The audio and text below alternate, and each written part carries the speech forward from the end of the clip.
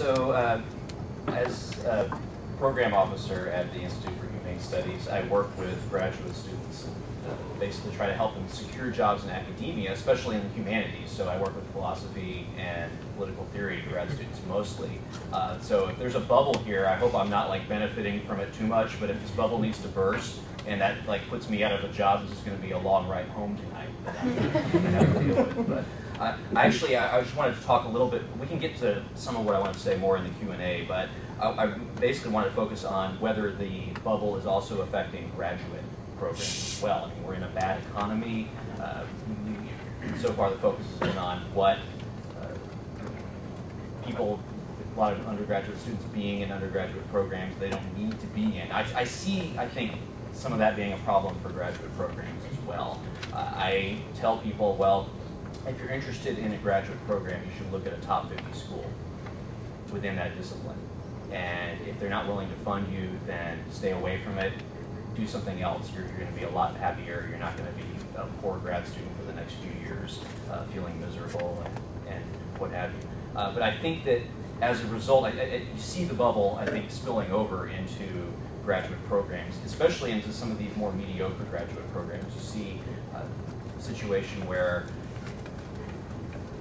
basically we have a lot of humanities courses which are being offered to students who have no interest in them, who really they don't have the acumen or sort of the interest in taking these courses, and yet the graduate program is being offered to people who maybe the faculty at these programs outside of the top 50 in their discipline say, well, hey, I'm going to offer this to somebody who's willing to teach these because they think, well, here's an opportunity for me to go through grad school and end up becoming an academic. And I think that's a bad dynamic. I think there's a definite benefit if the bubble is burst. I'm not sure it's going to be burst, but I think there's definite benefit to it because that's going to prevent this kind of dynamic from happening. You're going to prevent situations where somebody goes to like a school that's not at all has no reputation, has no good placement record, and does not help their grad students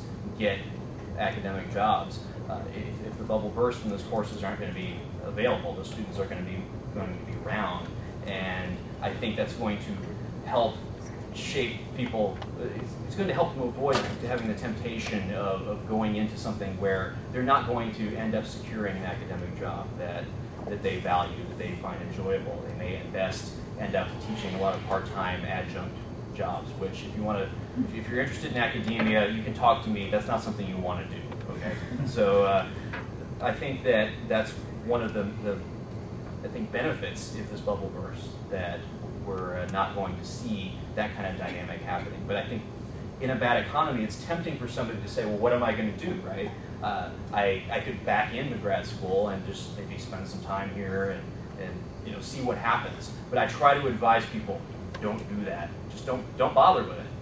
Find something more enjoyable. Why do you want to be poor for like the next 5 years of your life? At least the 5 years of your life, when you can instead be doing something that helps build skills. So I guess basically the main thing I want to say here is we see a problem, maybe comparing the system we have in the U.S. versus, say, a system where people go into, they're more easily provided the options to go into like a vocational program when they're 14.